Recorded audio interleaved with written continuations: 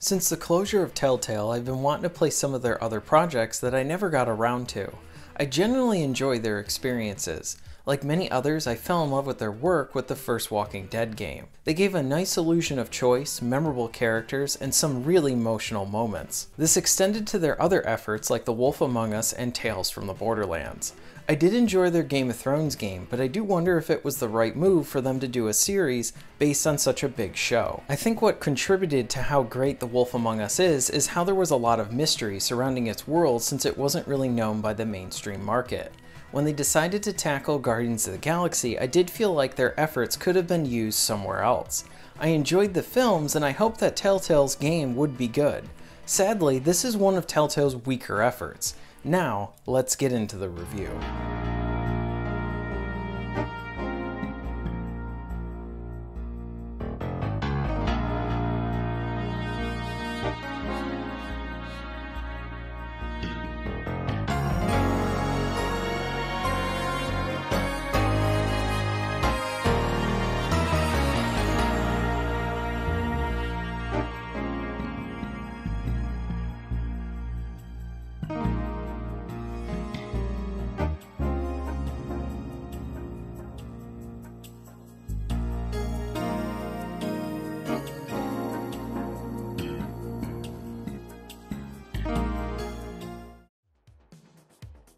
Now, if you haven't played a Telltale game before, they generally play out like laid-back, point-and-click, story-based games.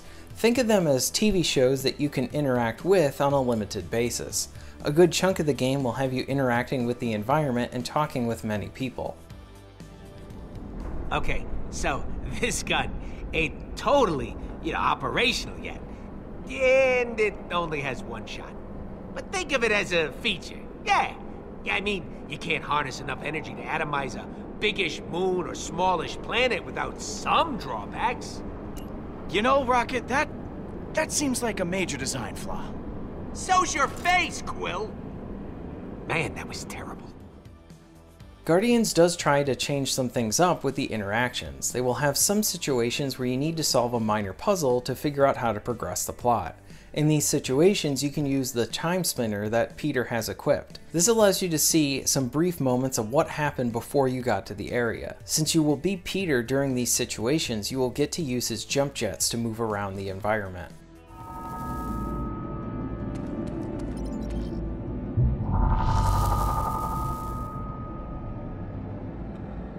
Here we go.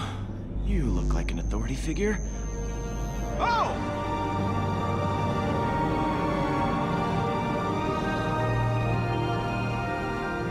Jeez.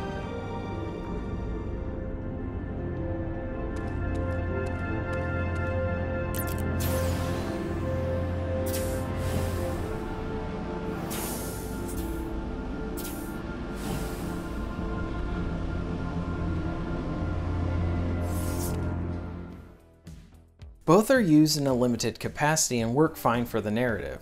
An additional aspect of these sections is how you can call on other members of the Guardians for assistance or insight into what is going on. Essentially, it allows you to receive additional points about the crew.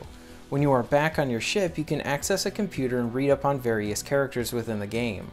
I did like how Peter will receive messages from other characters, and this is where they'll give you little winks and nods to other Marvel cameos. The best parts of the gameplay are most definitely the action sequences.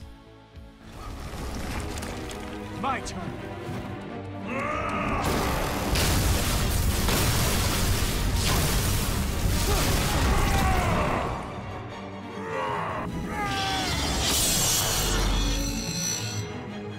This is for my wife and daughter!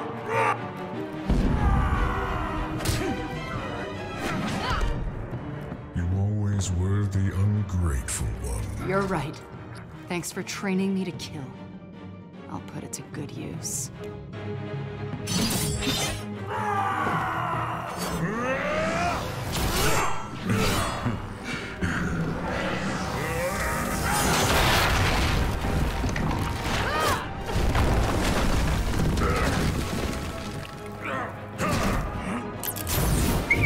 Hey, look! I'm a distraction!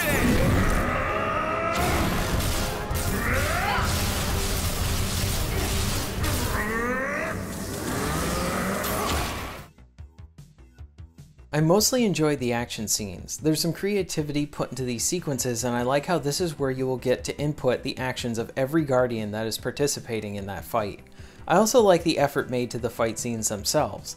I like seeing the team work together and sometimes combine their attacks in tandem with each other. The changing of camera angles kept the fights engaging, especially when you went from using Gamora's sword to then flying around as Peter and shooting everyone you see. The fight sequences are not as memorable as some of the other Telltale games, but they are pretty good, and this is where I found most of my enjoyment. Now, since these types of games have limited gameplay, a lot of their entertainment value comes from their story. In other games, if the story was lacking, the gameplay could help elevate the game. But here, since the story is the game, it really needs to be good. The story here is average, with some good moments peppered throughout. Before I dig into what I wasn't crazy about with the story, I do want to highlight the best parts about it, the flashbacks. Sometimes it takes stepping back from your problems to see how small they actually are. Beautiful.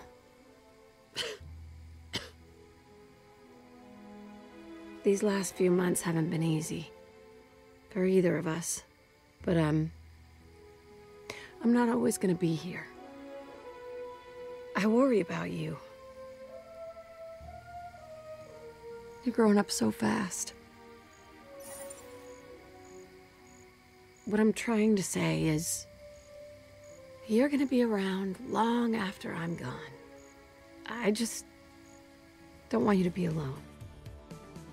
The flashbacks with the Guardians surprisingly work the best and better than the rest of the game. Each of the 5 episodes have these small flashback sequences that give you some insight into the formation of the team or a background on a specific Guardian. The writing seems better in these moments, and they definitely hit you with some emotion that is absent for the rest of the game. I think what may have helped with the flashbacks is that the writers needed to come up with a good story bit rather than an overarching story for the entire series. The flashbacks are more like engaging snapshots, and they work really well. Sadly, the flashbacks do not take up the entire experience. The plot and pacing is a bit off in the story as well. The main story really starts to get going at the end of episode 1. This would have made for a frustrating experience having to wait for the other episodes. Episodes 2 and 3 are decent, but they felt short, and episode 4 is where I felt like it meandered way too much. Episode 4 is where I really started to lose interest in the story. Thankfully, 5 was a lot stronger than 4. I think one of the main problems with the series is that it feels like it's caught between being an extension of the movie's adaptation of the Guardians of the Galaxy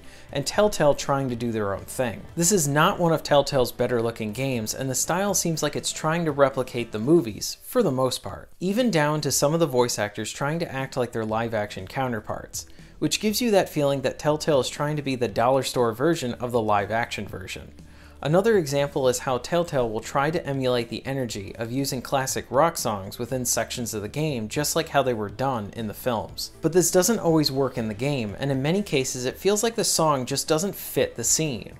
I do think they finally nailed it in episode 5 with the song really matching the action on screen, and it was one of the most memorable parts of the game. I feel like if Telltale wanted to emulate the films, they should have got the actors from the movies to voice act within the game.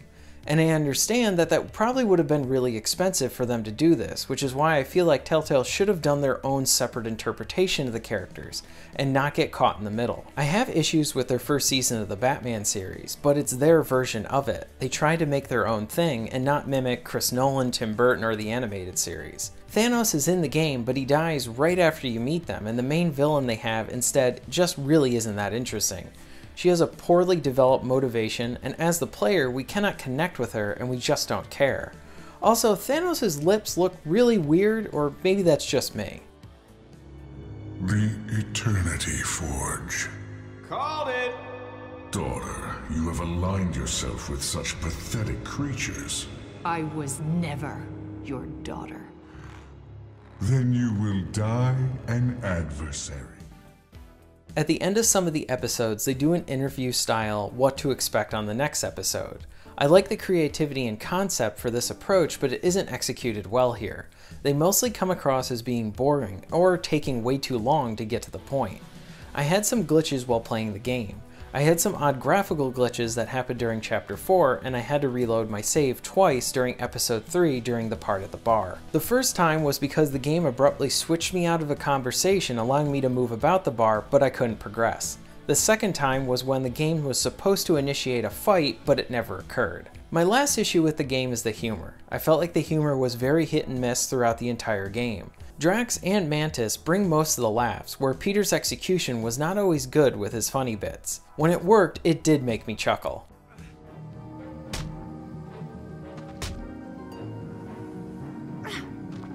You slapped me. I was trying to snap you out of it before you killed me. Well, that's not the way to do it. I have communicated only through my feelings for years. It is nice to communicate with my mouth. I do think the comedy needed some work, because after playing Tales from the Borderlands, I know they can make a hilarious game. Overall, I felt like this was a missed opportunity. The action sequences did help to keep my attention, but most of the game did have this odd feeling of being stuck between two worlds, with Telltale wanting to do their own thing and then trying to emulate the films. The flashbacks do help the story and breathe some life into it, but the main story needed to be better. The comedy is very hit and miss, and this really does create an average experience. I would not recommend this one unless you are really curious. Thank you very much for watching.